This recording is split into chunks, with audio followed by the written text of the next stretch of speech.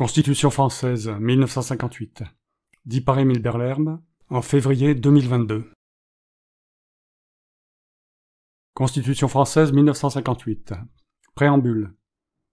Le peuple français proclame solennellement son attachement aux droits de l'homme et aux principes de la souveraineté nationale tels qu'ils ont été définis par la Déclaration de 1789, confirmés et complétés par le préambule de la Constitution de 1946, ainsi qu'aux droits et devoirs définis dans la Charte de l'environnement de 2004.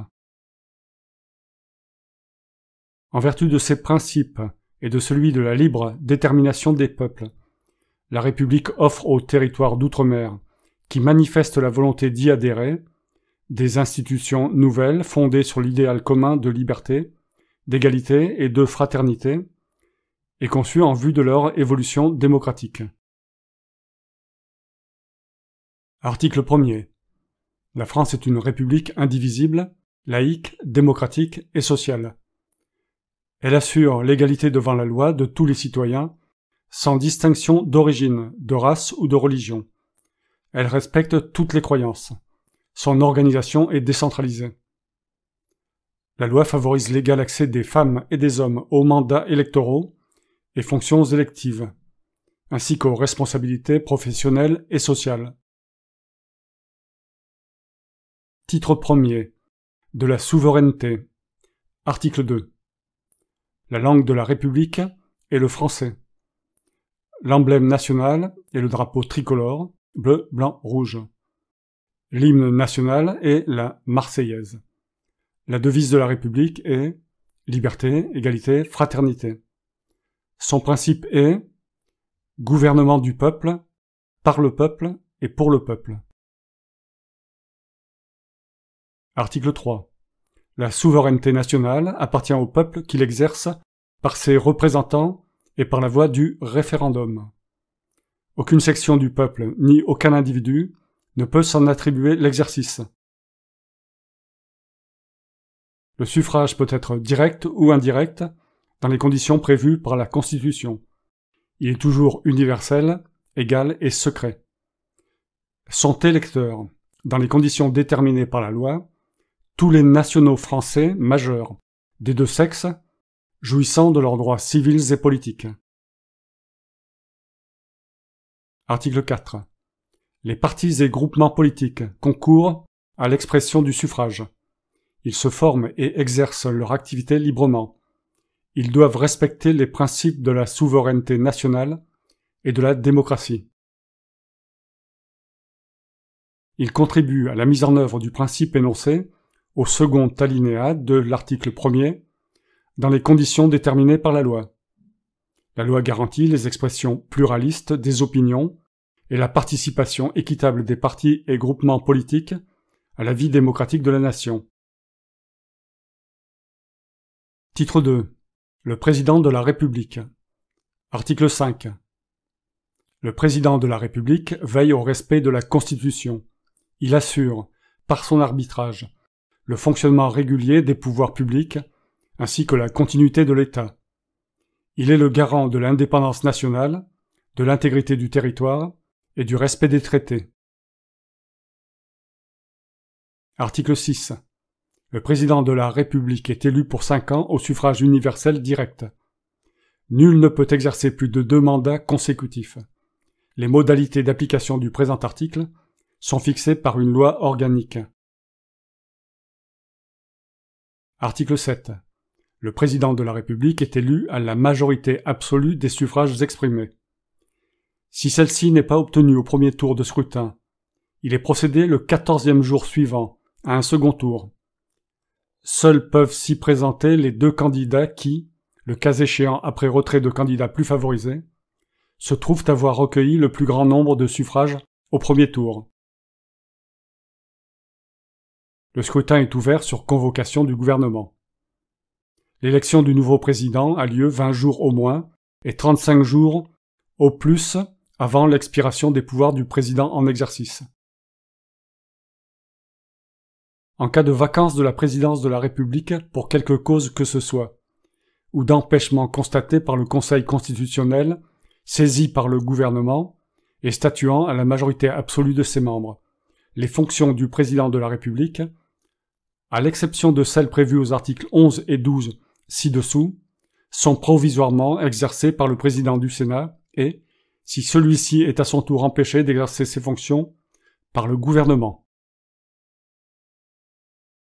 En cas de vacance ou lorsque l'empêchement est déclaré définitif par le Conseil constitutionnel, le scrutin pour l'élection du nouveau président a lieu, sauf cas de force majeure constaté par le Conseil constitutionnel, 20 jours au moins et 35 jours au plus après l'ouverture de la vacance ou la déclaration du caractère définitif de l'empêchement. Si, dans les 7 jours précédant la date limite du dépôt des présentations de candidature, une des personnes ayant, moins de 30 jours avant cette date, annoncé publiquement sa décision d'être candidate, décède ou se trouve empêchée, le Conseil constitutionnel peut décider de reporter l'élection. Si, avant le premier tour, un des candidats décède ou se trouve empêché, le Conseil constitutionnel prononce le report de l'élection. En cas de décès ou d'empêchement de l'un des deux candidats les plus favorisés au premier tour, avant les retraits éventuels, le Conseil constitutionnel déclare qu'il doit être procédé de nouveau à l'ensemble des opérations électorales.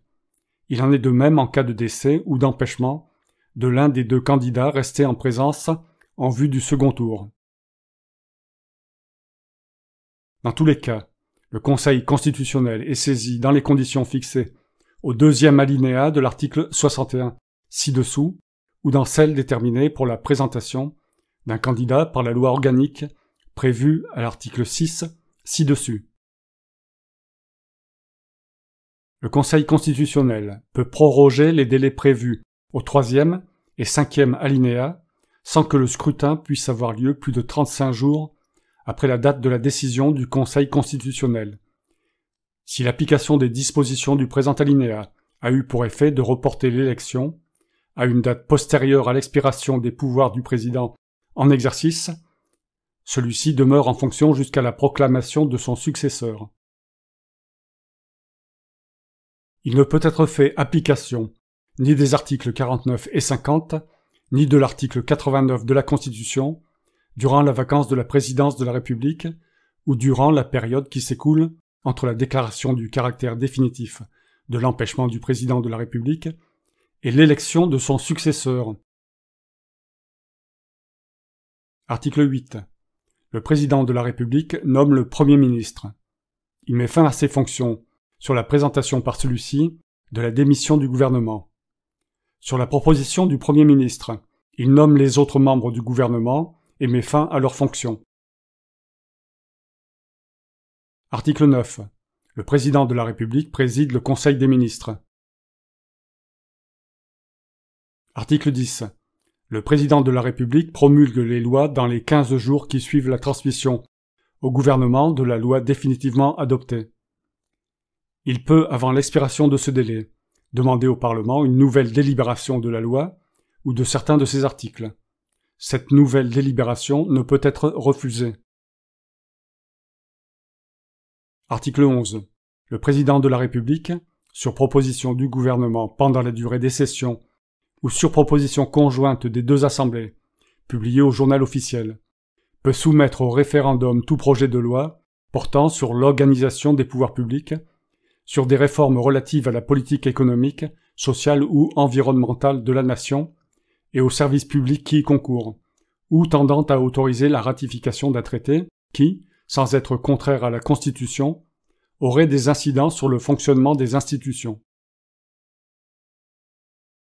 Lorsque le référendum est organisé sur proposition du gouvernement, celui-ci fait, devant chaque assemblée, une déclaration qui est suivie d'un débat. Un référendum portant sur un objet mentionné au premier alinéa peut être organisé à l'initiative d'un cinquième des membres du Parlement, soutenu par un dixième des électeurs inscrits sur les listes électorales. Cette initiative prend la forme d'une proposition de loi et ne peut avoir pour objet l'abrogation d'une disposition législative promulguée depuis moins d'un an. Les conditions de sa présentation et celles dans lesquelles le Conseil constitutionnel contrôle le respect des dispositions de l'alinéa précédent sont déterminés par une loi organique. Si la proposition de loi n'a pas été examinée par les deux assemblées dans un délai fixé par la loi organique, le président de la République la soumet au référendum. Lorsque la proposition de loi n'est pas adoptée par le peuple français, aucune nouvelle proposition de référendum portant sur le même sujet ne peut être présentée avant l'expiration d'un délai de 2 ans suivant la date du scrutin. Lorsque le référendum a conclu à l'adoption du projet ou de la proposition de loi, le président de la République promulgue la loi dans les 15 jours qui suivent la proclamation des résultats de la consultation. Article 12. Le président de la République peut, après consultation du Premier ministre et des présidents des assemblées, prononcer la dissolution de l'Assemblée nationale. Les élections générales ont lieu 20 jours au moins et 40 jours au plus après la dissolution. L'Assemblée nationale se réunit de plein droit le deuxième jeudi qui suit son élection. Si cette réunion a lieu en dehors de la période prévue pour la session ordinaire, une session est ouverte de droit pour une durée de 15 jours. Il ne peut être procédé à une nouvelle dissolution dans l'année qui suit ces élections. Article 13. Le président de la République signe les ordonnances et les décrets délibérés en Conseil des ministres. Il nomme aux emplois civils et militaires de l'État. Les conseillers d'État, le grand chancelier de la Légion d'honneur, les ambassadeurs et envoyés extraordinaires, les conseillers maîtres à la Cour des comptes, les préfets, les représentants de l'État dans les collectivités d'outre-mer, régis par l'article 74, et en Nouvelle-Calédonie, les officiers généraux, les recteurs des académies, les directeurs des administrations centrales sont nommés en Conseil des ministres. Une loi organique détermine les autres emplois auxquels il est pourvu en Conseil des ministres, ainsi que les conditions dans lesquelles le pouvoir de nomination du président de la République peut être par lui délégué pour être exercé en son nom. Une loi organique détermine les emplois ou fonctions, autres que ceux mentionnés au 3e alinéa, pour lesquels, en raison de leur importance pour la garantie des droits et libertés ou la vie économique et sociale de la nation, le pouvoir de nomination du président de la République s'exerce après avis public de la commission permanente compétente de chaque assemblée. Le président de la République ne peut procéder à une nomination lorsque l'addition des votes négatifs dans chaque commission représente au moins 3/5 des suffrages exprimés au sein des 2 commissions. La loi détermine les commissions permanentes compétentes selon les emplois ou fonctions concernés. Article 14. Le président de la République accrédite les ambassadeurs et les envoyés extraordinaires auprès des puissances étrangères. Les ambassadeurs et les envoyés extraordinaires étrangers sont accrédités auprès de lui. Article 15. Le président de la République est le chef des armées. Il préside les conseils et comités supérieurs de la défense nationale. Article 16. Lorsque les institutions de la République, l'indépendance de la nation, l'intégrité de son territoire ou l'exécution de ses engagements internationaux sont menacés d'une manière grave et immédiate, et que le fonctionnement régulier des pouvoirs publics constitutionnels est interrompu, le président de la République prend les mesures exigées par ces circonstances, après consultation officielle du Premier ministre, des présidents des assemblées, ainsi que du Conseil constitutionnel. Il en informe la nation par un message. Ces mesures doivent être inspirées par la volonté d'assurer au pouvoir public constitutionnel, dans les moindres délais, les moyens d'accomplir leur mission. Le Conseil constitutionnel est consulté à leur sujet. Le Parlement se réunit de plein droit. L'Assemblée nationale ne peut être dissoute pendant l'exercice des pouvoirs exceptionnels. Après 30 jours d'exercice des pouvoirs exceptionnels, le Conseil constitutionnel peut être saisi par le président de l'Assemblée nationale, le président du Sénat, 60 députés ou 60 sénateurs, aux fins d'examiner si les conditions énoncées au premier alinéa demeurent réunies. Il se prononce dans les délais les plus brefs par un avis public. Il procède de plein droit à cet examen et se prononce dans les mêmes conditions au terme de 60 jours d'exercice des pouvoirs exceptionnels et à tout moment au-delà de cette durée. Article 17. Le président de la République a le droit de faire grâce à titre individuel. Article 18. Le président de la République communique avec les deux assemblées du Parlement par des messages qu'il fait lire et qui ne donnent lieu à aucun débat. Il peut prendre la parole devant le Parlement, réuni à cet effet, en congrès. Sa déclaration peut donner lieu, hors sa présence, à un débat qui ne fait l'objet d'aucun vote. Hors session, les assemblées parlementaires sont réunies spécialement à cet effet. Article 19. Les actes du président de la République, autres que ceux prévus aux articles 8, premier alinéa, 11, 12, 16, 18, 54, 56 et 61, sont contresignés par le Premier ministre et, le cas échéant, par les ministres responsables. Titre 3. Le gouvernement. Article 20. Le gouvernement détermine et conduit la politique de la nation. Il dispose de l'administration et de la force armée. Il est responsable devant le Parlement, dans les conditions et suivant les procédures prévues aux articles 49 et 50. Article 21. Le Premier ministre dirige l'action du gouvernement. Il est responsable de la défense nationale. Il assure l'exécution des lois. Sous réserve des dispositions de l'article 13. Il exerce le pouvoir réglementaire et nomme aux emplois civils et militaires. Il peut déléguer certains de ses pouvoirs aux ministres. Il supplée, le cas échéant, le président de la République dans la présidence des conseils et comités prévus à l'article 15. Il peut, à titre exceptionnel, le suppléer pour la présidence d'un conseil des ministres en vertu d'une délégation expresse et pour un ordre du jour déterminé. Article 22. Les actes du Premier ministre sont contresignés, le cas échéant, par les ministres chargés de leur exécution. Article 23. Les fonctions de membres du gouvernement sont incompatibles avec l'exercice de tout mandat parlementaire, de toute fonction de représentation professionnelle à caractère national et de tout emploi public ou de toute activité professionnelle. Une loi organique fixe les conditions dans lesquelles il est pourvu au remplacement des titulaires de tels mandats, fonctions ou emplois. Le remplacement des membres du Parlement a lieu conformément aux dispositions de l'article 25. Titre 4. Le Parlement. Article 24. Le Parlement vote la loi. Il contrôle l'action du gouvernement. Il évalue les politiques publiques. Il comprend l'Assemblée nationale et le Sénat. Les députés à l'Assemblée nationale, dont le nombre ne peut excéder 577, sont élus au suffrage direct. Le Sénat, dont le nombre de membres ne peut excéder 348, est élu au suffrage indirect. Il assure la représentation des collectivités territoriales de la République. Les Français établis hors de France sont représentés à l'Assemblée nationale et au Sénat. Article 25. Une loi organique fixe la durée des pouvoirs de chaque assemblée, le nombre de ses membres, leur indemnité, les conditions d'éligibilité, le régime des inéligibilités et des incompatibilités.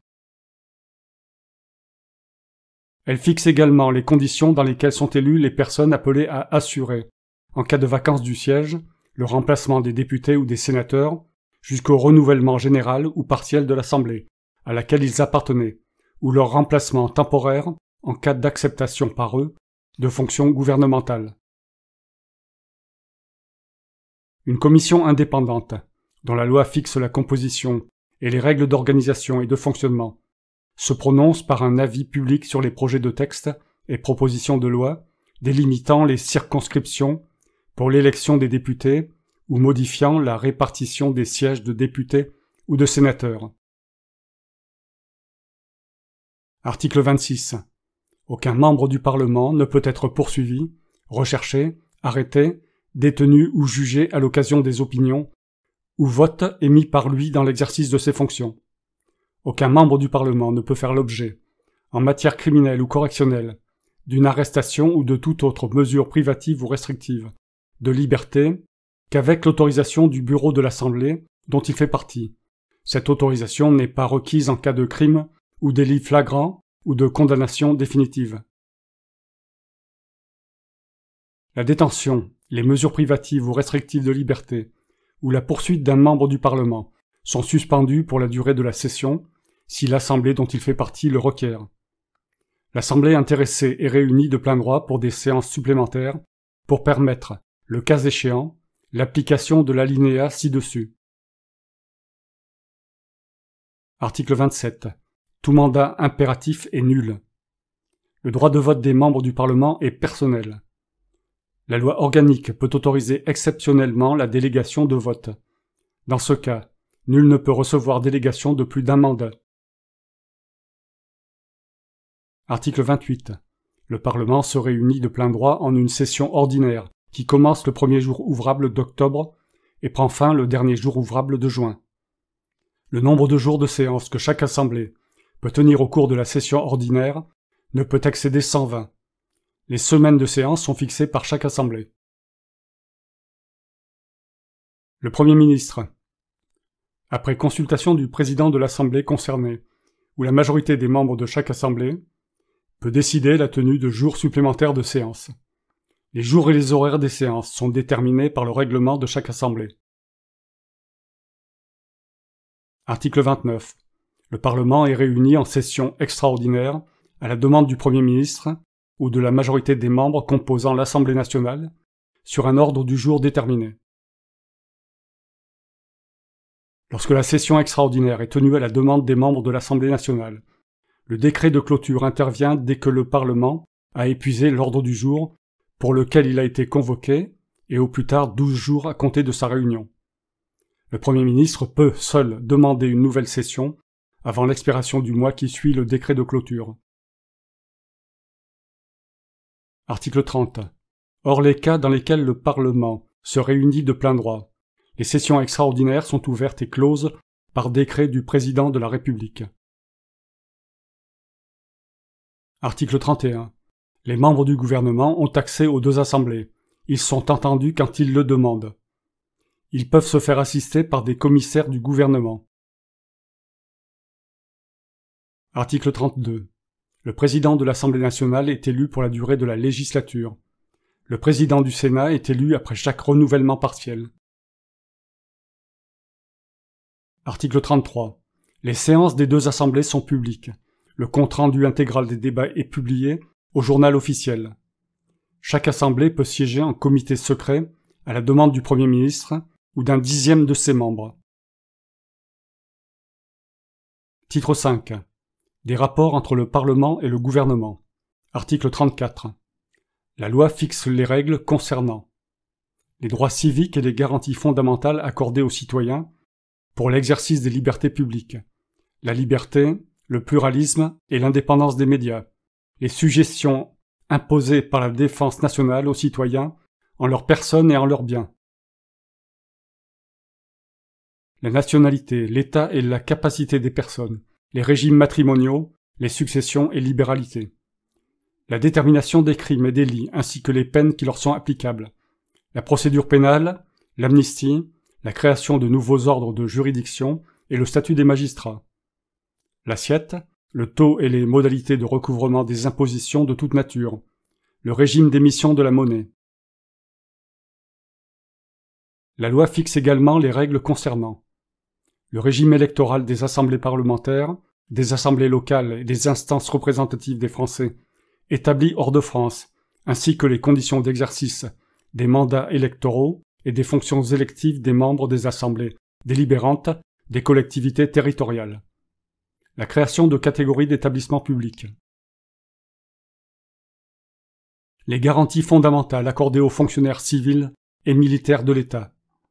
Les nationalisations d'entreprises et les transferts de propriété d'entreprises du secteur public au secteur privé. La loi détermine les principes fondamentaux de l'organisation générale de la défense nationale, de la libre administration des collectivités territoriales, de leurs compétences et de leurs ressources, de l'enseignement, de la préservation de l'environnement, du régime de la propriété, des droits réels et des obligations civiles et commerciales, du droit du travail, du droit syndical et de la sécurité sociale. Les lois de finances déterminent les ressources et les charges de l'État dans les conditions et sous les réserves prévues par une loi organique. Les lois de financement de la sécurité sociale déterminent les conditions générales de son équilibre financier et, compte tenu de leurs prévisions de recettes, fixent ses objectifs de dépenses dans les conditions et sous les réserves prévues par une loi organique. Des lois de programmation déterminent les objectifs de l'action de l'État. Les orientations pluriannuelles des finances publiques sont définies par des lois de programmation. Elles s'inscrivent dans l'objectif d'équilibre des comptes des administrations publiques. Les dispositions du présent article pourront être précisées et complétées par une loi organique. Article 34.1. Les assemblées peuvent voter des résolutions dans les conditions fixées par la loi organique. Sont irrecevables et ne peuvent être inscrites à l'ordre du jour les propositions de résolution dont le gouvernement estime que leur adoption ou leur rejet serait de nature à mettre en cause sa responsabilité ou qu'elles contiennent des injonctions à son égard. Article 35. La déclaration de guerre est autorisée par le Parlement. Le gouvernement informe le Parlement de sa décision de faire intervenir les forces armées à l'étranger, au plus tard 3 jours après le début de l'intervention. Il précise les objectifs poursuivis. Cette information peut donner lieu à un débat qui n'est suivi d'aucun vote. Lorsque la durée de l'intervention excède 4 mois, le gouvernement soumet sa prolongation à l'autorisation du Parlement. Il peut demander à l'Assemblée nationale de décider en dernier ressort. Si le Parlement n'est pas en session à l'expiration du délai de 4 mois, il se prononce à l'ouverture de la session suivante. Article 36. L'état de siège est décrété en Conseil des ministres. Sa prorogation au-delà de 12 jours ne peut être autorisée que par le Parlement. Article 37. Les matières autres que celles qui sont du domaine de la loi ont un caractère réglementaire. Les textes de forme législative intervenus en ces matières peuvent être modifiés par décret pris après avis du Conseil d'État. Ceux de ces textes qui interviendraient après l'entrée en vigueur de la présente Constitution ne pourront être modifiés par décret que si le Conseil constitutionnel a déclaré qu'ils ont un caractère réglementaire en vertu de l'alinéa précédent. Article 37.1. La loi et le règlement peuvent comporter, pour un objet et une durée limitée, des dispositions à caractère expérimental. Article 38. Le gouvernement peut, pour l'exécution de son programme, demander au Parlement l'autorisation de prendre par ordonnance, pendant un délai limité, des mesures qui sont normalement du domaine de la loi. Les ordonnances sont prises en Conseil des ministres après avis du Conseil d'État. Elles entrent en vigueur dès leur publication, mais deviennent caduques si le projet de loi de ratification n'est pas déposé devant le Parlement avant la date fixée par la loi d'habilitation. Elles ne peuvent être ratifiées que de manière expresse.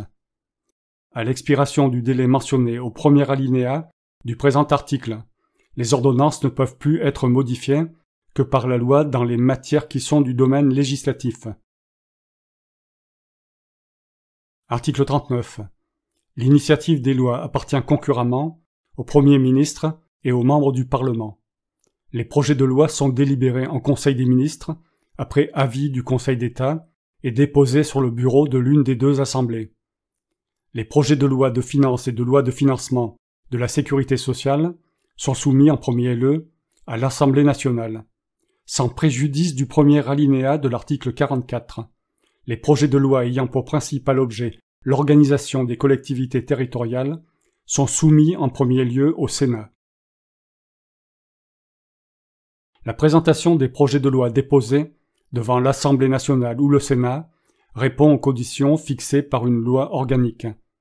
Les projets de loi ne peuvent être inscrits à l'ordre du jour si la conférence des présidents de la première assemblée, saisie, constate que les règles fixées par la loi organique sont méconnues. En cas de désaccord entre la conférence des présidents et le gouvernement, le président de l'Assemblée intéressé ou le Premier ministre peut saisir le Conseil constitutionnel qui statue dans un délai de 8 jours.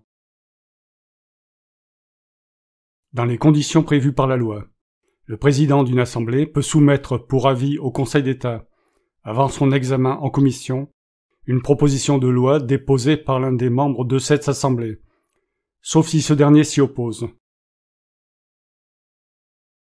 Article 40. Les propositions et amendements formulés par les membres du Parlement ne sont pas recevables lorsque leur adoption aurait pour conséquence soit une diminution des ressources publiques, soit la création ou l'aggravation d'une charge publique. Article 41. S'il apparaît au cours de la procédure législative qu'une proposition ou un amendement n'est pas du domaine de la loi ou est contraire à une délégation accordée en vertu de l'article 38, le gouvernement ou le président de l'Assemblée saisi peut opposer l'irrecevabilité. En cas de désaccord entre le gouvernement et le président de l'Assemblée intéressée, le Conseil constitutionnel, à la demande de l'un ou de l'autre, statue dans un délai de 8 jours. Article 42. La discussion des projets et des propositions de loi porte, en séance, sur le texte adopté par la commission saisie, en application de l'article 43 ou, à défaut, sur le texte dont l'Assemblée a été saisie.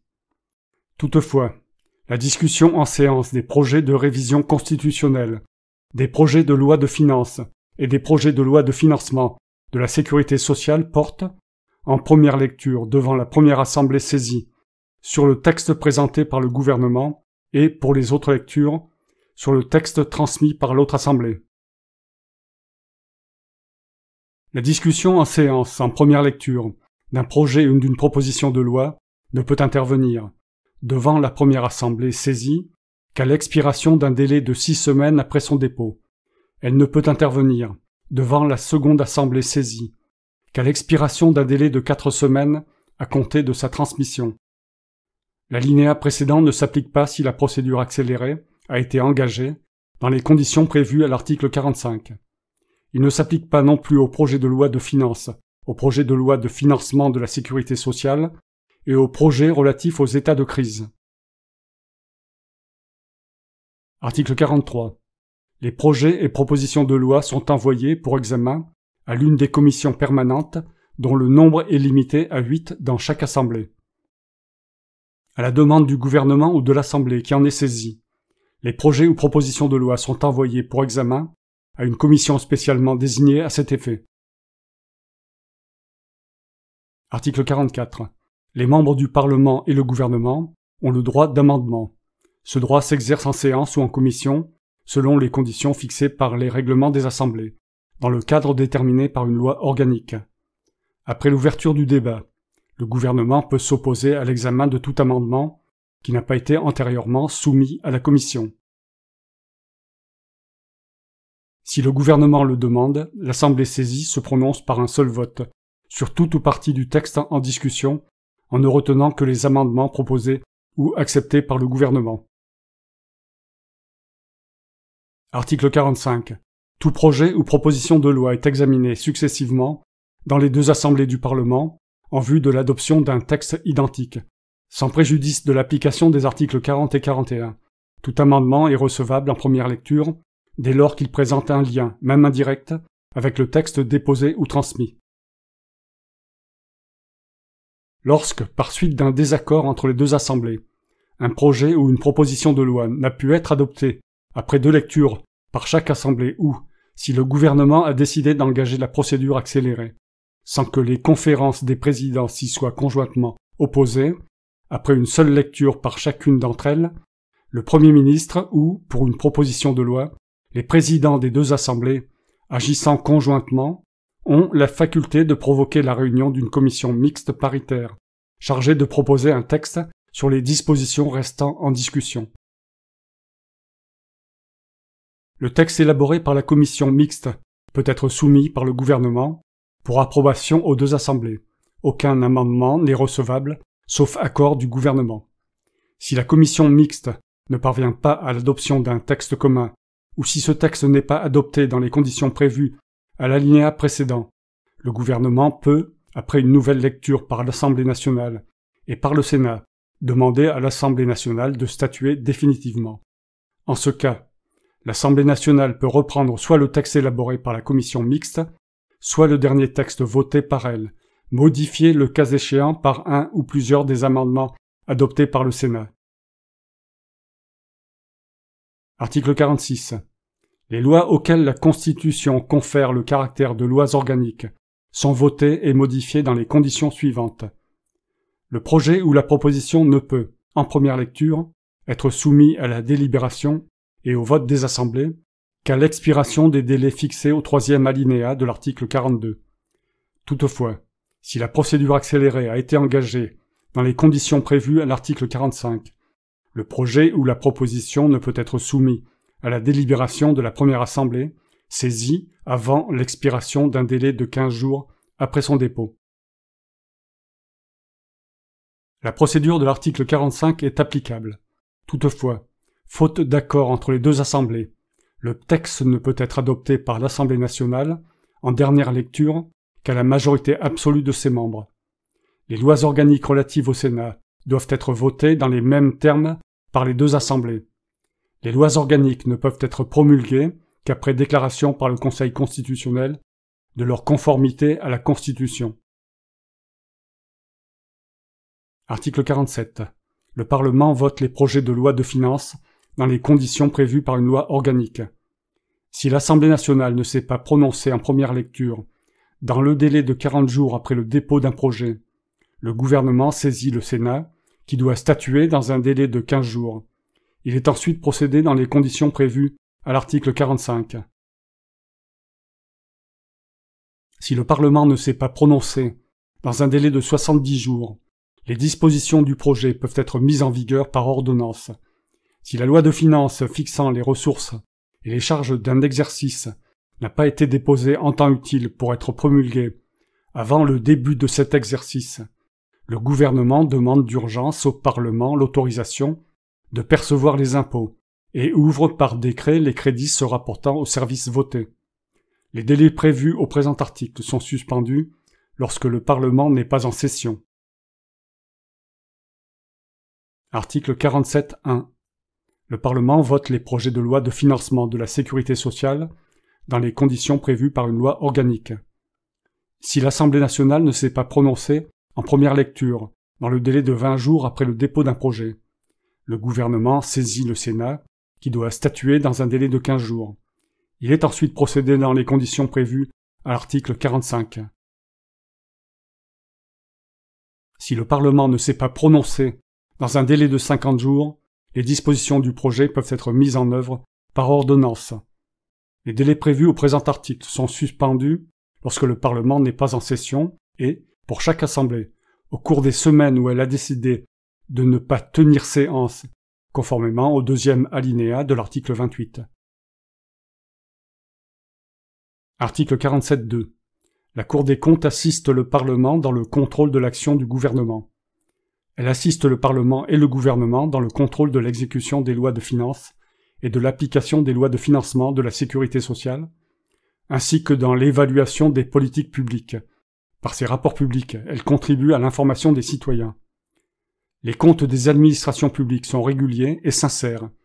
Ils donnent une image fidèle du résultat de leur gestion, de leur patrimoine et de leur situation financière. Article 48. Sans préjudice de l'application des 3 derniers alinéas de l'article 28, l'ordre du jour est fixé par chaque assemblée. 2 semaines de séance sur 4 sont réservées par priorité, et dans l'ordre que le gouvernement a fixé, à l'examen des textes et au débat dont il demande l'inscription à l'ordre du jour.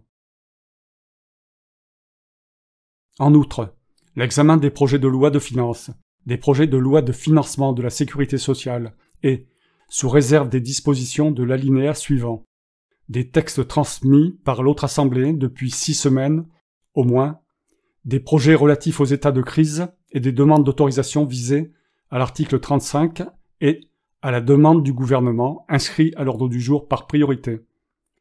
Une semaine de séance sur 4 est réservée par priorité et dans l'ordre fixé par chaque assemblée au contrôle de l'action du gouvernement et à l'évaluation des politiques publiques.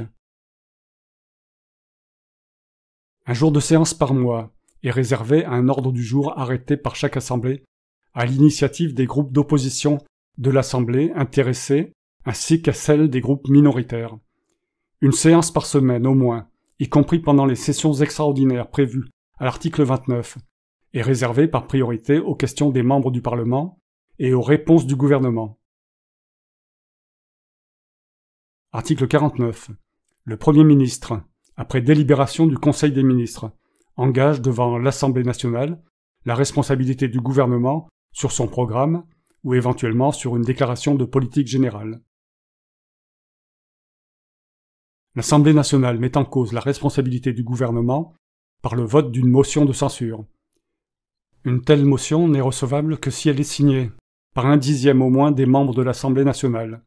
Le vote ne peut avoir lieu que 48 heures après son dépôt. Seuls sont recensés les votes favorables à la motion de censure, qui ne peut être adoptée qu'à la majorité des membres composant l'Assemblée, sauf dans le cas prévu à l'alinéa ci-dessous. Un député ne peut être signataire de plus de 3 motions de censure au cours d'une même session ordinaire et de plus d'une au cours d'une même session extraordinaire.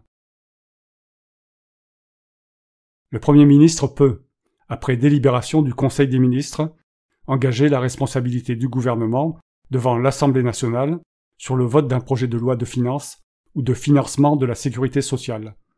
Dans ce cas, ce projet est considéré comme adopté, sauf si une motion de censure, déposée dans les 24 heures qui suivent, est votée dans les conditions prévues à l'alinéa précédent. Le Premier ministre peut, en outre, recourir à cette procédure pour un autre projet ou une proposition de loi par session. Le Premier ministre a la faculté de demander au Sénat l'approbation d'une déclaration de politique générale. Article 50. Lorsque l'Assemblée nationale adopte une motion de censure, ou lorsqu'elle désapprouve le programme ou une déclaration de politique générale du gouvernement, le Premier ministre doit remettre au Président de la République la démission du gouvernement. Article 50. 1. Devant l'une ou l'autre des assemblées, le gouvernement peut, de sa propre initiative, ou à la demande d'un groupe parlementaire au sens de l'article 51.1, faire, sur un sujet déterminé, une déclaration qui donne lieu à débat et peut, s'il le décide, faire l'objet d'un vote sans engager sa responsabilité. Article 51. La clôture de la session ordinaire ou des sessions extraordinaires est, de droit, retardée pour permettre, le cas échéant, l'application de l'article 49. À cette même fin, des séances supplémentaires sont de droit. Article 51.1. Le règlement de chaque assemblée détermine les droits des groupes parlementaires constitués en son sein. Il reconnaît des droits spécifiques aux groupes d'opposition de l'assemblée intéressée, ainsi qu'aux groupes minoritaires. Article 51.2. Pour l'exercice des missions de contrôle et d'évaluation définies au premier alinéa de l'article 24, des commissions d'enquête peuvent être créées au sein de chaque assemblée pour recueillir, dans les conditions prévues par la loi, des éléments d'information. La loi détermine leurs règles d'organisation et de fonctionnement. Leurs conditions de création sont fixées par le règlement de chaque assemblée. Titre 6. Des traités et accords internationaux. Article 52. Le président de la République négocie et ratifie les traités. Il est informé de toute négociation tendant à la conclusion d'un accord international non soumis à ratification. Article 53. Les traités de paix, les traités de commerce, les traités ou accords relatifs à l'organisation internationale, ceux qui engagent les finances de l'État, ceux qui modifient des dispositions de nature législative, ceux qui sont relatifs à l'état des personnes, ceux qui comportent cession, échange ou adjonction de territoire, ne peuvent être ratifiés ou approuvés qu'en vertu d'une loi. Ils ne prennent effet qu'après avoir été ratifiés ou approuvés. Nulle cession, nul échange, nulle adjonction de territoire n'est valable sans le consentement des populations intéressées. Article 53.1. La République peut conclure avec les États européens, qui sont liés par des engagements identiques aux siens, en matière d'asile et de protection des droits de l'homme et des libertés fondamentales, des accords déterminant leurs compétences respectives pour l'examen des demandes d'asile qui leur sont présentées. Toutefois, Même si la demande n'entre pas dans leurs compétences à vertu de ces accords, les autorités de la République ont toujours le droit de donner asile à tout étranger persécuté en raison de son action en faveur de la liberté ou qui sollicite la protection de la France pour un autre motif. Article 53.2. La République peut reconnaître la juridiction de la Cour pénale internationale dans les conditions prévues par le traité signé le 18 juillet 1998. Article 54. Si le Conseil constitutionnel, saisi par le Président de la République, par le Premier ministre, par le Président de l'une ou l'autre Assemblée, ou par 60 députés ou 60 sénateurs, a déclaré qu'un engagement international comporte une clause contraire à la Constitution, l'autorisation de ratifier ou d'approuver l'engagement international en cause ne peut intervenir qu'après la révision de la Constitution. Article 55. Les traités ou accords régulièrement ratifiés ou approuvés ont, dès leur publication, une autorité supérieure à celle des lois, sous réserve, pour chaque accord ou traité, de son application par l'autre partie. Titre 7. Le Conseil constitutionnel. Article 56. Le Conseil constitutionnel comprend 9 membres, dont le mandat dure 9 ans et n'est pas renouvelable. Le Conseil constitutionnel se renouvelle par tiers tous les 3 ans. 3 des membres sont nommés par le Président de la République, 3 par le Président de l'Assemblée nationale, 3 par le Président du Sénat. La procédure prévue au dernier alinéa de l'article 13 est applicable à ces nominations. Les nominations effectuées par le Président de chaque Assemblée sont soumises au seul avis de la commission permanente compétente de l'Assemblée concernée. En sus des 9 membres prévus ci-dessus, font de droit partie avis du Conseil constitutionnel les anciens présidents de la République. Le président est nommé par le président de la République. Il a voix prépondérante en cas de partage. Article 57. Les fonctions de membres du Conseil constitutionnel sont incompatibles avec celles de ministres ou de membres du Parlement. Les autres incompatibilités sont fixées par une loi organique. Article 58. Le Conseil constitutionnel veille à la régularité de l'élection du président de la République. Il examine les réclamations et proclame les résultats du scrutin. Article 59. Le Conseil constitutionnel statue, en cas de contestation, sur la régularité de l'élection des députés et des sénateurs. Article 60. Le Conseil constitutionnel veille à la régularité des opérations de référendum prévues aux articles 11 et 89 et au titre 15. Il en proclame les résultats. Article 61. Les lois organiques avant leur promulgation, les propositions de loi mentionnées à l'article 11, avant qu'elles ne soient soumises au référendum, et les règlements des assemblées parlementaires avant leur mise en application, doivent être soumis au Conseil constitutionnel qui se prononce sur leur conformité à la Constitution. Aux mêmes fins, les lois peuvent être déférées au Conseil constitutionnel avant leur promulgation par le Président de la République, le Premier ministre, le Président de l'Assemblée nationale, le Président du Sénat, ou 60 députés ou 60 sénateurs. Dans les cas prévus aux 2 alinéas précédents, le Conseil constitutionnel doit statuer dans le délai d'1 mois. Toutefois, à la demande du gouvernement, s'il y a urgence, ce délai est ramené à 8 jours. Dans ces mêmes cas, la saisine du Conseil constitutionnel suspend le délai de promulgation. Article 61.1. Lorsque, à l'occasion d'une instance en cours devant une juridiction, il est soutenu qu'une disposition législative porte atteinte aux droits et libertés que la Constitution garantit, le Conseil constitutionnel peut être saisi de cette question sur renvoi du Conseil d'État ou de la Cour de cassation qui se prononce dans un délai déterminé. Une loi organique détermine les conditions d'application du présent article. Article 62.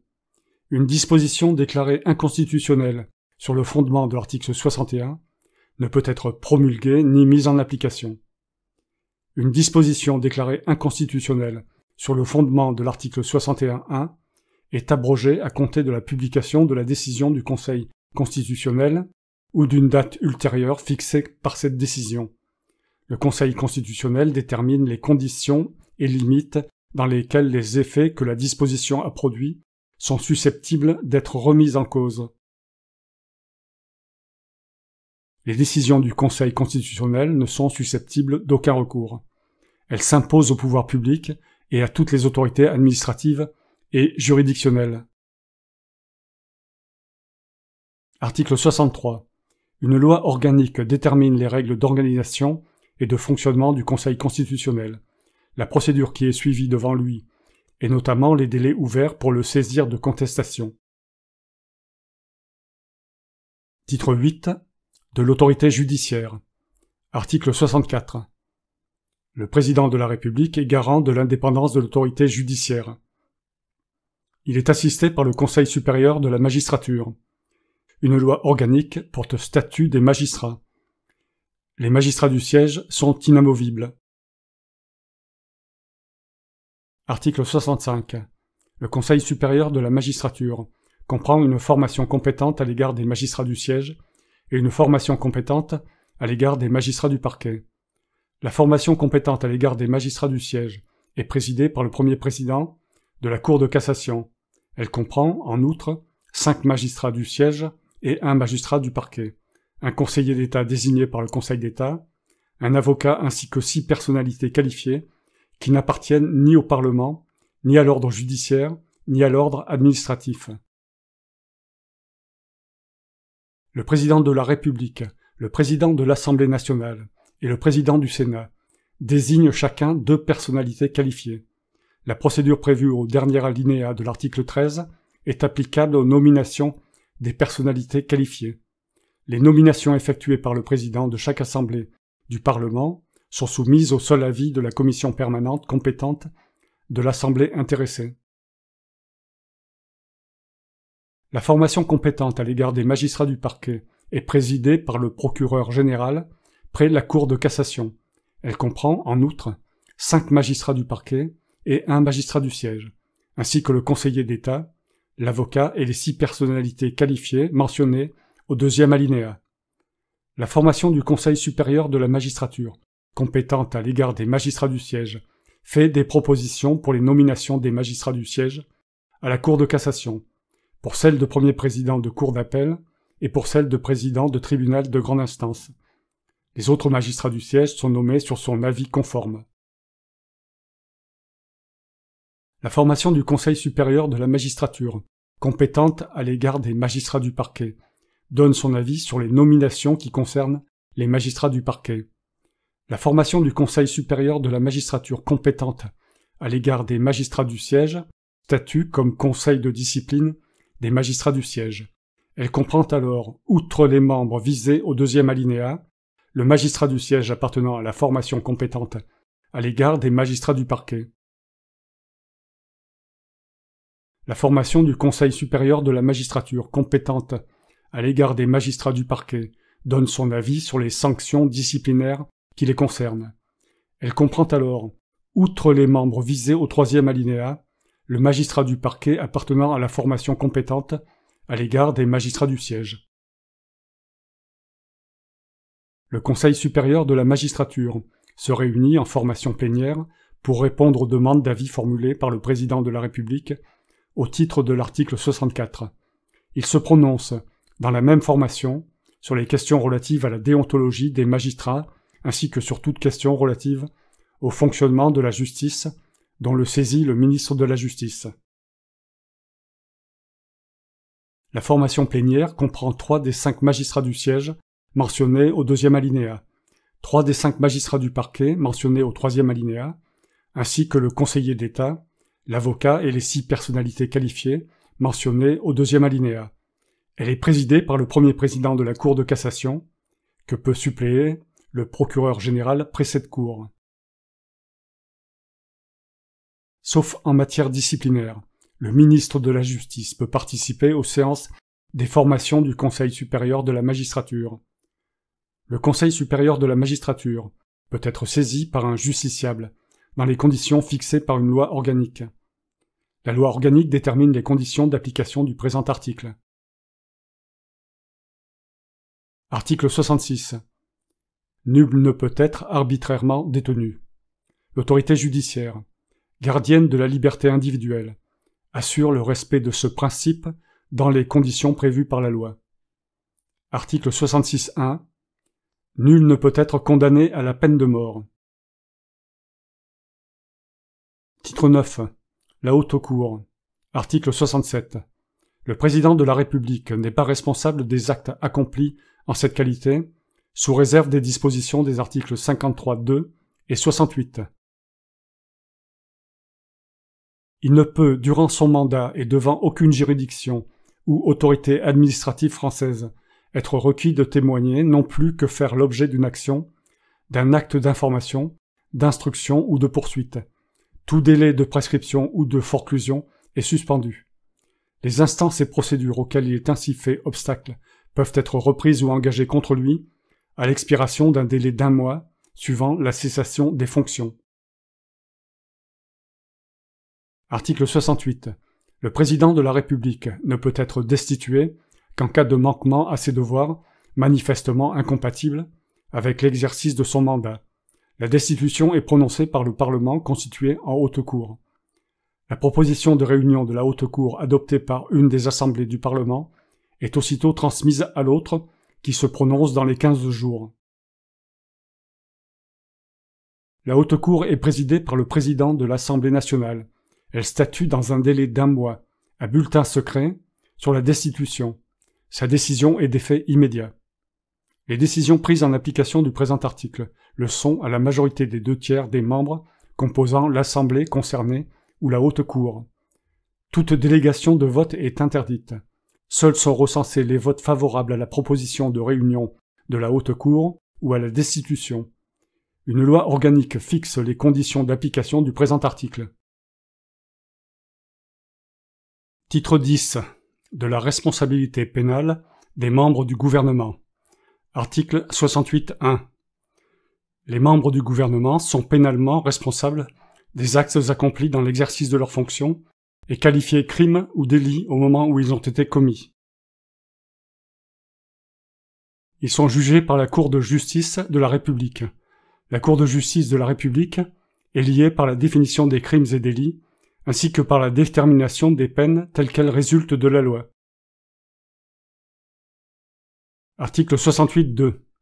La Cour de justice de la République comprend 15 juges, 12 parlementaires élus, en leur sein et en nombre égal par l'Assemblée nationale et par le Sénat, après chaque renouvellement général ou partiel de ces assemblées, et 3 magistrats du siège à la Cour de cassation, dont l'un préside la Cour de justice de la République. Toute personne qui se prétend lésée par un crime ou un délit commis par un membre du gouvernement dans l'exercice de ses fonctions peut porter plainte auprès d'une commission des requêtes. Cette commission ordonne soit le classement de la procédure, soit sa transmission au procureur général près de la Cour de cassation, aux fins de saisine de la Cour de justice de la République. Le procureur général près la Cour de cassation peut aussi saisir d'office la Cour de justice de la République sur avis conforme de la commission des requêtes. Une loi organique détermine les conditions d'application du présent article. Article 68.3. Les dispositions du présent titre sont applicables aux faits commis avant son entrée en vigueur. Titre 11. Le Conseil économique, social et environnemental. Article 69. Le Conseil économique, social et environnemental, saisi par le gouvernement, donne son avis sur les projets de loi, d'ordonnances ou de décrets, ainsi que sur les propositions de loi qui lui sont soumis. Un membre du Conseil économique, social et environnemental peut être désigné par celui-ci pour exposer devant les assemblées parlementaires l'avis du Conseil sur les projets ou propositions qui lui ont été soumis. Le Conseil économique, social et environnemental peut être saisi par voie de pétition, dans les conditions fixées par une loi organique. Après examen de la pétition, il fait connaître au gouvernement et au Parlement les suites qu'il propose d'y donner. Article 70. Le Conseil économique, social et environnemental peut être consulté par le gouvernement et le Parlement sur tout problème de caractère économique, social ou environnemental. Le gouvernement peut également le consulter sur les projets de loi de programmation définissant les orientations pluriannuelles des finances publiques. Tout plan ou tout projet de loi de programmation à caractère économique, social ou environnemental lui est soumis pour avis. Article 71. La composition du Conseil économique, social et environnemental, dont le nombre de membres ne peut excéder 233, et ses règles de fonctionnement sont fixées par une loi organique. Titre 11 bis. Le défenseur des droits. Article 71.1. Le défenseur des droits veille au respect des droits et libertés par les administrations de l'État, les collectivités territoriales, les établissements publics, ainsi que par tout organisme investi d'une mission de service public ou à l'égard duquel la loi organique lui attribue des compétences. Il peut être saisi, dans les conditions prévues par la loi organique, par toute personne s'estimant lésée par le fonctionnement d'un service public ou d'un organisme visé au premier alinéa. Il peut se saisir d'office. La loi organique définit les attributions et les modalités d'intervention du défenseur des droits. Elle détermine les conditions dans lesquelles il peut être assisté par un collège pour l'exercice de certaines de ses attributions. Le défenseur des droits est nommé par le président de la République pour un mandat de 6 ans non renouvelable, après application de la procédure prévue au dernier alinéa de l'article 13. Ces fonctions sont incompatibles avec celles de membres du gouvernement et de membres du Parlement. Les autres incompatibilités sont fixées par la loi organique. Le défenseur des droits rend compte de son activité au président de la République et au Parlement. Titre 12. Des collectivités territoriales. Article 72. Les collectivités territoriales de la République sont les communes, les départements, les régions, les collectivités à statut particulier et les collectivités d'outre-mer régies par l'article 74. Toute autre collectivité territoriale est créée par la loi, le cas échéant en lieu et place d'une ou de plusieurs collectivités mentionnées au présent alinéa.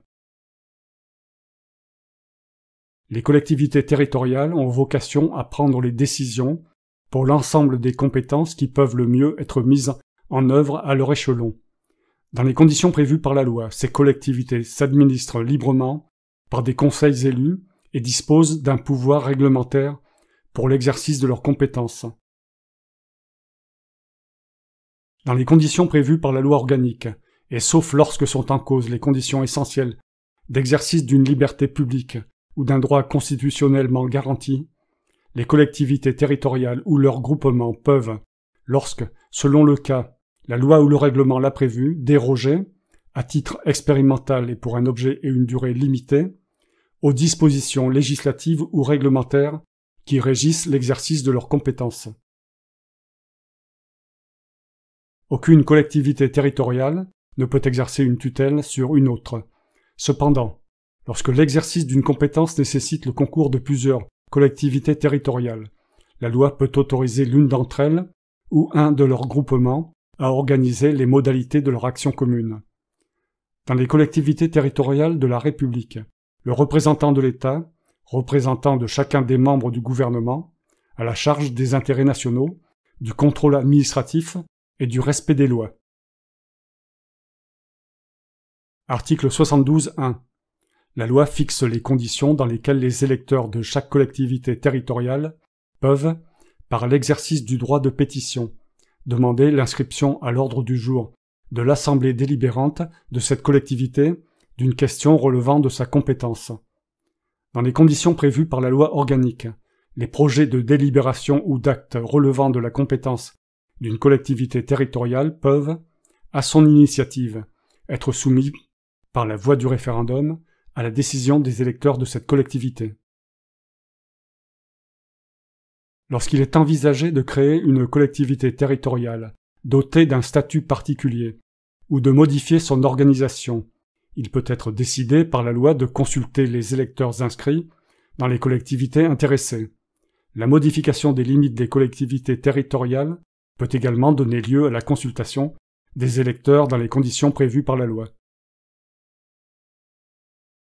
Article 72.2. Les collectivités territoriales bénéficient de ressources dont elles peuvent disposer librement dans les conditions fixées par la loi. Elles peuvent recevoir tout ou partie du produit des impositions de toute nature. La loi peut les autoriser à en fixer l'assiette et le taux dans les limites qu'elle détermine. Les recettes fiscales et les autres ressources propres des collectivités territoriales représentent, pour chaque catégorie de collectivités, une part déterminante de l'ensemble de leurs ressources. La loi organique fixe les conditions dans lesquelles cette règle est mise en œuvre. Tout transfert de compétences entre l'État et les collectivités territoriales s'accompagne de l'attribution de ressources équivalentes à celles qui étaient consacrées à leur exercice.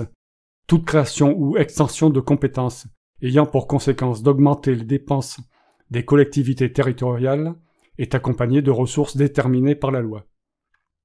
La loi prévoit des dispositifs de péréquation destinés à favoriser l'égalité entre les collectivités territoriales. Article 72.3. La République reconnaît, au sein du peuple français, les populations d'outre-mer dans un idéal commun de liberté, d'égalité et de fraternité. La Guadeloupe, la Guyane, la Martinique, la Réunion, Mayotte, Saint-Barthélemy, Saint-Martin, Saint-Pierre-et-Miquelon, les îles Wallis et Futuna et la Polynésie française sont régies par l'article 73 pour les départements et les régions d'outre-mer et pour les collectivités territoriales créées en application du dernier alinéa de l'article 73 et par l'article 74 pour les autres collectivités. Le statut de la Nouvelle-Calédonie est régi par le titre 13. La loi détermine le régime législatif et l'organisation particulière des terres australes et antarctiques françaises et de Clipperton. Article 72.4.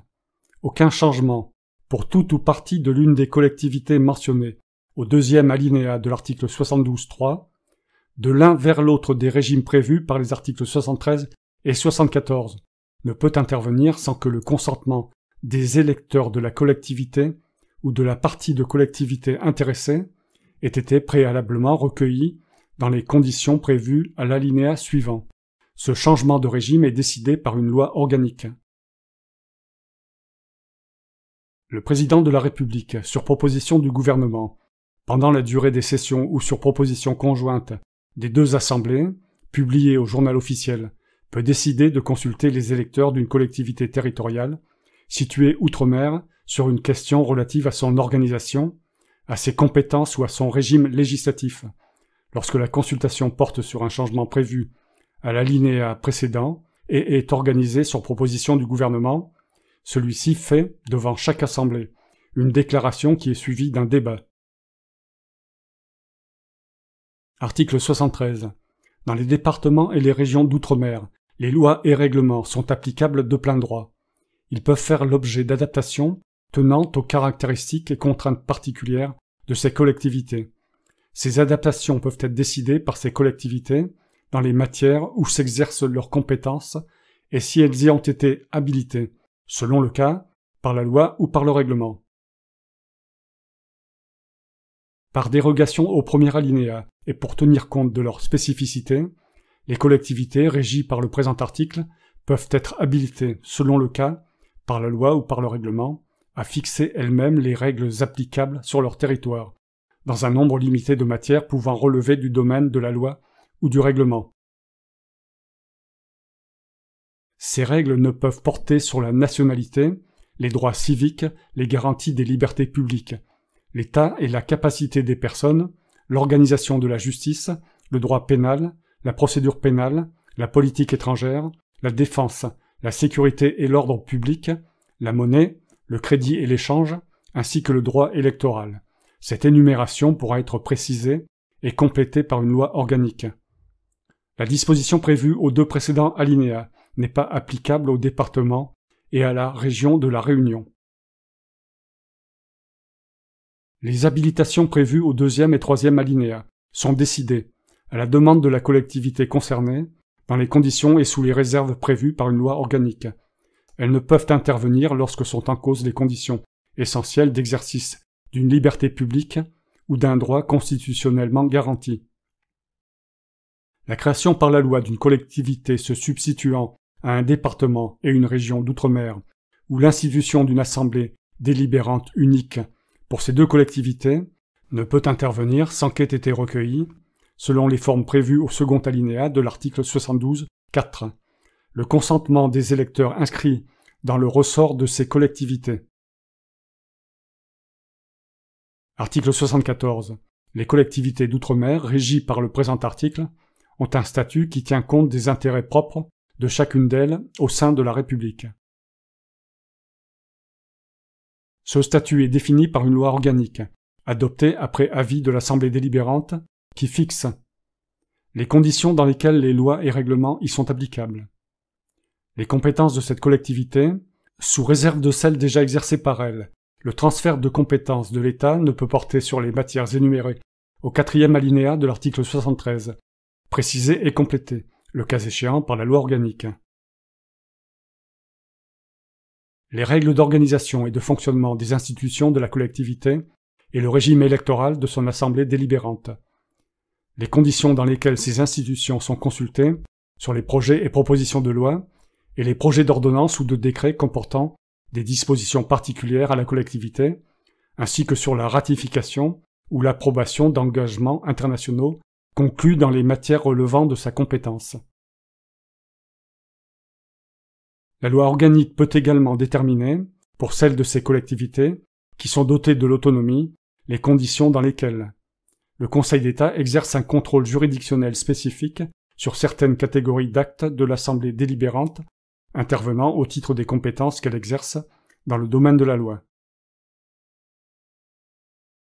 L'Assemblée délibérante peut modifier une loi promulguée postérieurement à l'entrée en vigueur du statut de la collectivité lorsque le Conseil constitutionnel, saisi notamment par les autorités de la collectivité, a constaté que la loi était intervenue dans le domaine de compétences de cette collectivité.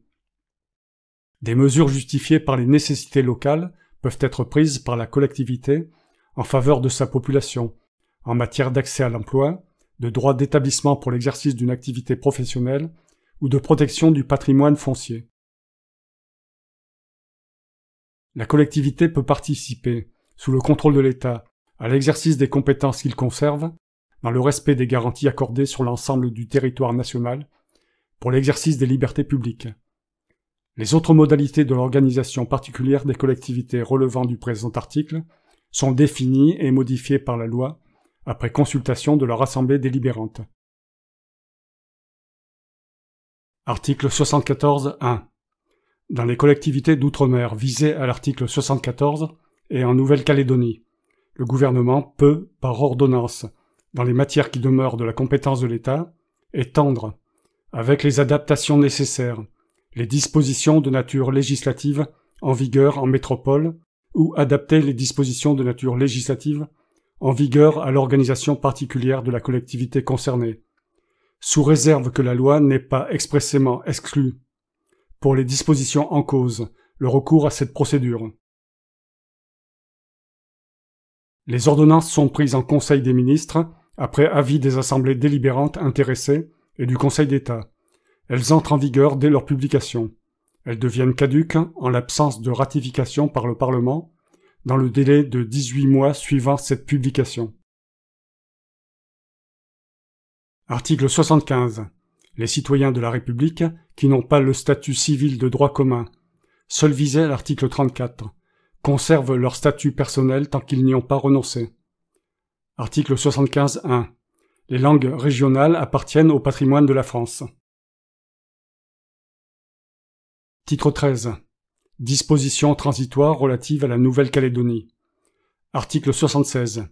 Les populations de la Nouvelle-Calédonie sont appelées à se prononcer avant le 31 décembre 1998 sur les dispositions de l'accord signé à Nouméa le 5 mai 1998 et publié le 27 mai 1998 au Journal officiel de la République française. Sont admises à participer au scrutin les personnes remplissant les conditions fixées à l'article 2 de la loi numéro 88-1028 du 9 novembre 1988.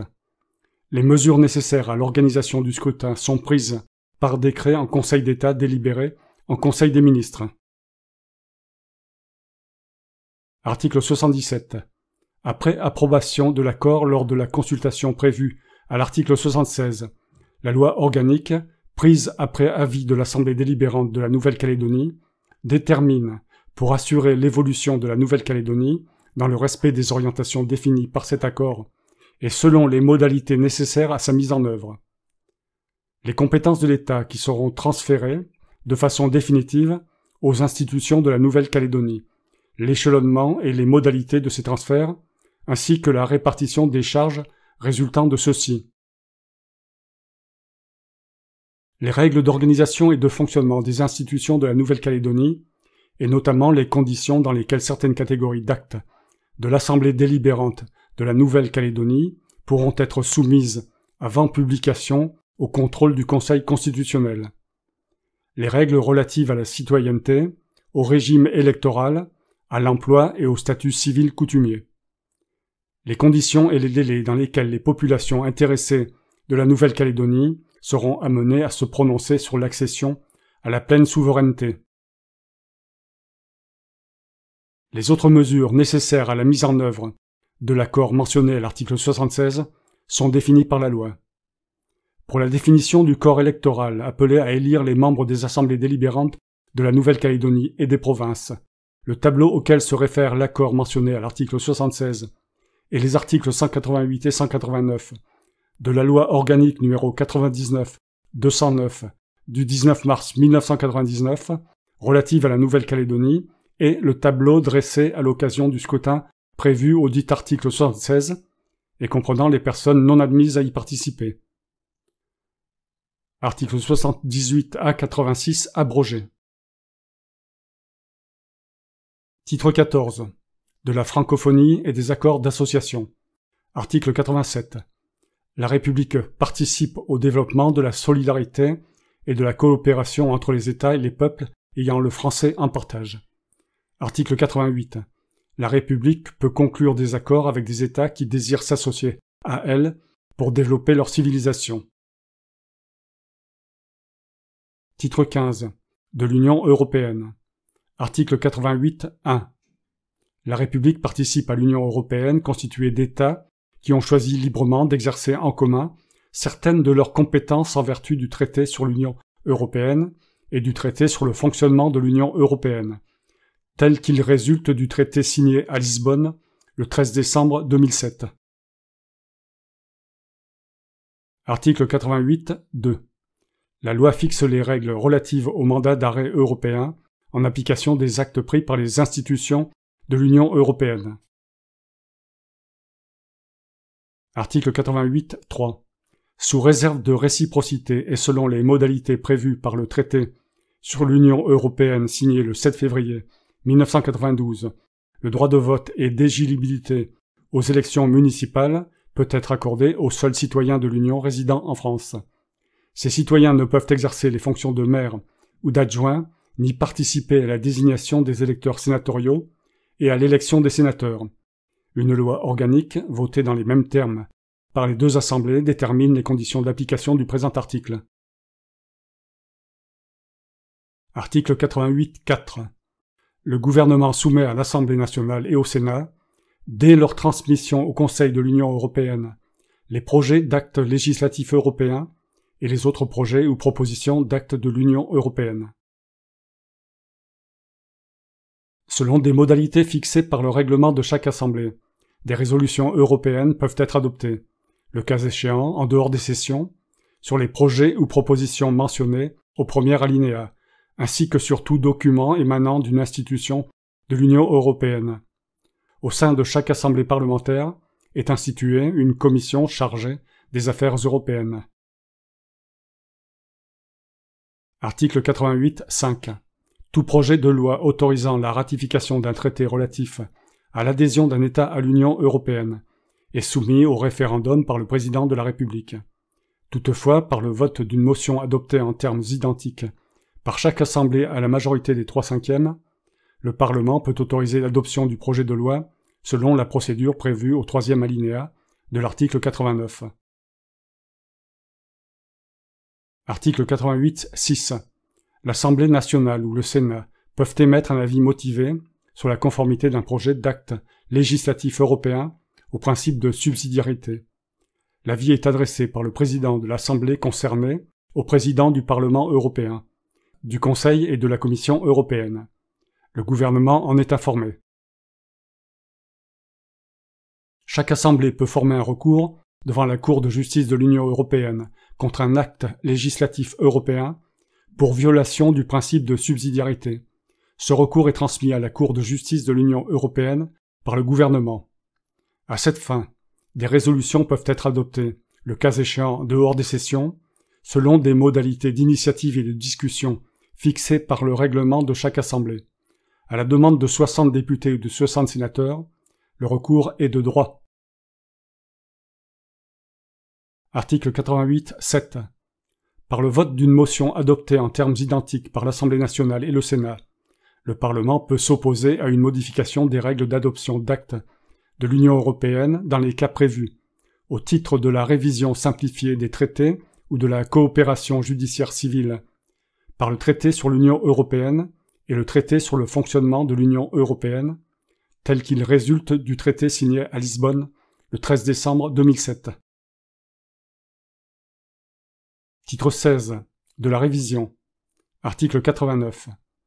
L'initiative de la révision de la Constitution appartient concurremment au Président de la République sur proposition du Premier ministre et aux membres du Parlement. Le projet ou la proposition de révision doit être examiné dans les conditions de délai fixées au troisième alinéa de l'article 42 et voté par les deux assemblées en termes identiques. La révision est définitive après avoir été approuvée par référendum. Toutefois, le projet de révision n'est pas présenté au référendum lorsque le président de la République décide de le soumettre au Parlement convoqué en congrès. Dans ce cas, le projet de révision n'est approuvé que s'il réunit la majorité des 3/5 des suffrages exprimés, le bureau du Congrès et celui de l'Assemblée nationale.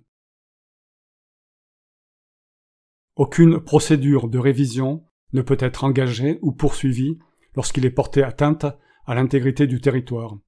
La forme républicaine du gouvernement ne peut faire l'objet d'une révision. Titre 17, abrogé.